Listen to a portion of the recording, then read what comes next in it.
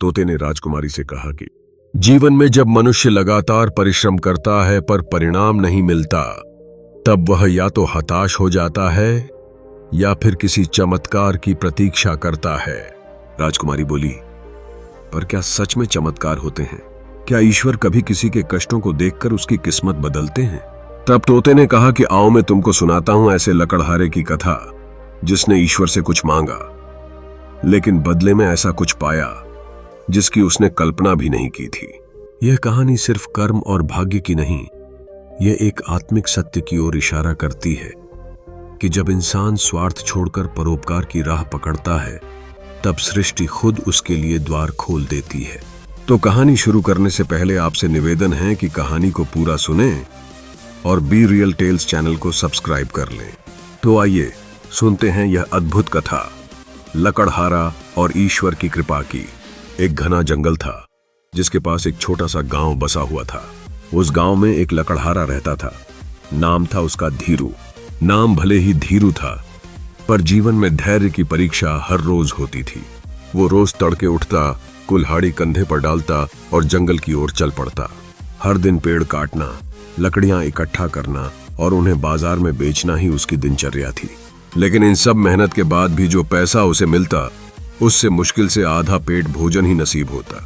धूप, बारिश, सर्दी, मौसम चाहे जो हो, धीरू का संघर्ष कभी कम न होता। गांव वाले उसे देखकर दया करते, लेकिन कोई उसकी सहायता नहीं करता। कहते थे भाग्य से जो मिला है वही मिलेगा। पर धीरू का सवाल यही था, क्यों? इतना परिश्रम करने के बाद भी क्यों नहीं मिलती भरपेट रोटी? वो न तो कर्म छोड़ता, न ही ईश्वर से शिकायत करता, लेकिन दिल के अंदर एक टीस हमेशा बनी रहती थी। एक दिन जब वह जंगल में लकड़ियां काट रहा था, तभी एक साधु वहां से गुजरे। उनका चेहरा तेजस्वी था, वस्त्र साधारण लेकिन आंखों में गहराई थी। धीरू ने झटपट कुल्हाड़ी नीचे रखी और उन्हें प्रणाम किया। साधु मुस्कुराए, बोले, वत्स, तेरा चेहरा बता रहा है कि तू थका हुआ है, पर हार नहीं मानी। धीरू भावुक हो गया और बोला, महाराज, मैं हर दिन जी तोड़ मेहनत करता हूं, फिर भी जीवन में चैन नहीं है। जब भी आपकी प्रभु से मुलाकात हो तो उनसे मेरे भाग्य का कारण पूछिएगा। क्यों मैं इतना कष्ट भोग रहा हूं? साधु ने सिर हिलाया और बोले, जब भी मुझे अवसर मिलेगा तेरी बात प्रभु तक जरूर पहुंचाऊंगा। कुछ सप्ताह बीते। धीरू का जीवन वैसा ही चलता रहा। जंगल, लकड़ियां, बाजार और अधपेट भोजन। एक सुबह जब वह जंगल में पहुंचा, उसे वही साधु फिर से मिल गए। धीरू की आंखों में उम्मीद की चमक आ गई। उसने झुककर उन्हें प्रणाम किया और पूछा, ऋषिवर, मेरी बात प्रभु तक पहुंची? उन्होंने कुछ कहा मेरे बारे में? साधु गंभीर मुद्रा में बोले, हाँ वत्स, मैंने तेरी बात प्रभु तक पहुंचा दी, और उन्होंने जो उत्तर दिया वह सुनकर तुझे धैर्य रखना होगा। धीरू चुपचाप बैठ गया, जैसे किसी परीक्षा का परिणाम सुनने वाला हो। साधु बोले, प्रभु ने कहा है कि तेरी आयु 60 वर्ष की है और तेरे संपूर्ण जीवन के लिए केवल 5 बोरी अनाज ही तेरे भाग्य में लिखा गया है। इसलिए तुझे रोज थोड़ा थोड़ा ही दिया जाता है ताकि तू अपनी पूरी आयु तक जी सके। अगर पूरा अनाज एक साथ दे दिया जाए तो तेरा जीवन समय से पहले समाप्त हो जाएगा। धीरू कुछ पल चुप रहा, आंखें नीची कर बोला, तो क्या मेरे जीवन में कभी भी भरपेट भोजन नहीं होगा? साधु शांत स्वर में बोले, निश्चित भविष्य को टालना मनुष्य के हाथ में नहीं होता, पर उसे कैसे जिया जाए यह उसकी सोच पर निर्भर करता है। साधु आगे बढ़ गए और धीरू फिर अपने संघर्ष की राह पर लौट आया। लेकिन उस दिन उसके दिल में कुछ बदल चुका था। कुछ महीने और बीत गए। एक दिन साधु फिर उसी रास्ते से निकले। इस बार धीरू ने उन्हें रोक लिया। आंखों में एक नई जिज्ञासा थी। ऋषिवर, मैं एक विनती और करना चाहता हूं। जब अगली बार प्रभु से भेंट हो तो उनसे कहिए कि वे मेरे जीवन का सारा अनाज मुझे अभी दे दें। मैं नहीं जानता कितने दिन और जीना है, पर कम से कम एक दिन तो ऐसा हो जब मैं भरपेट खा सकूं। साधु मुस्कुराए, बोले, सोच ले वत्स, जो तू मांग रहा है वह तुझे सुख तो देगा, पर साथ ही एक परीक्षा भी लाएगा। धीरू दृढ़ स्वर में बोला, मैं तैयार हूं। अगली सुबह कुछ विचित्र हुआ।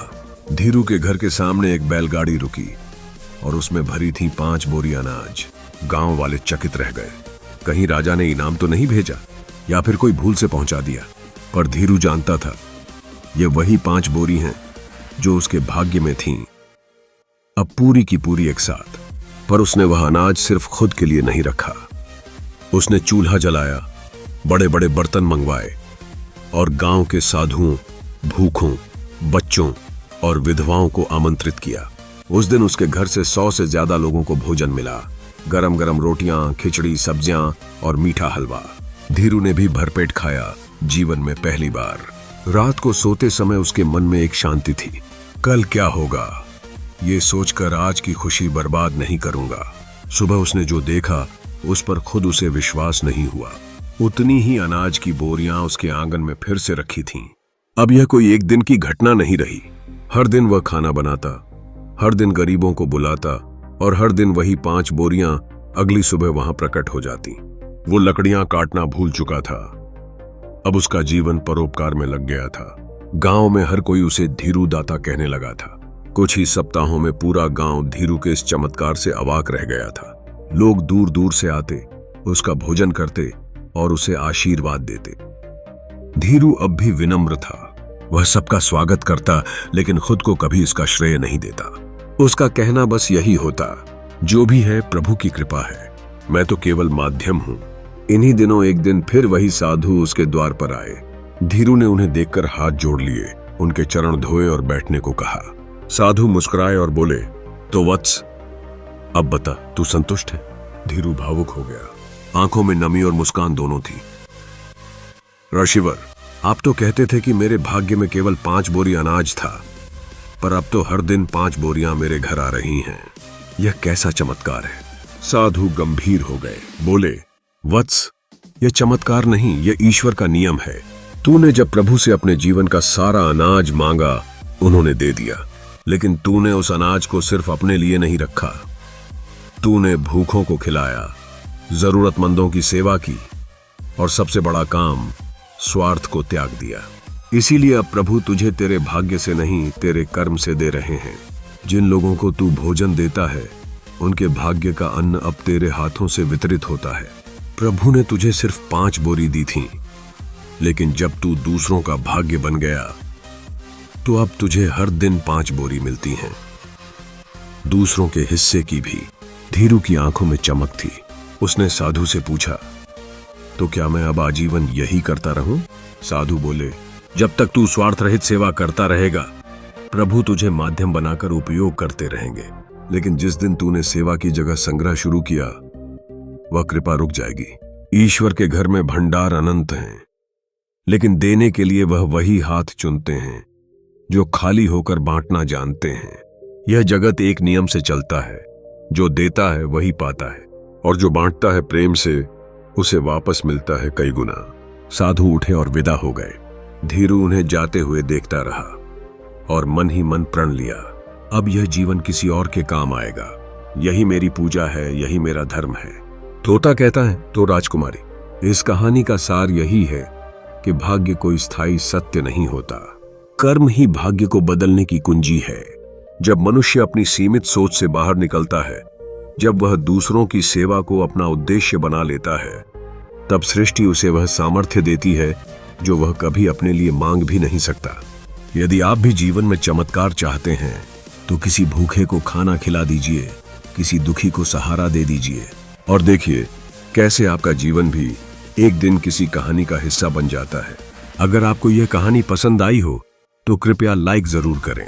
कमेंट में बताइए कि इस कहानी ने आपको क्या सिखाया, और ऐसे ही प्रेरणादायक और आध्यात्मिक कहानियों के लिए हमारे चैनल को सब्सक्राइब करें। घंटी का बटन दबाना न भूलें, ताकि अगली कहानी सीधे आप तक पहुंच सके।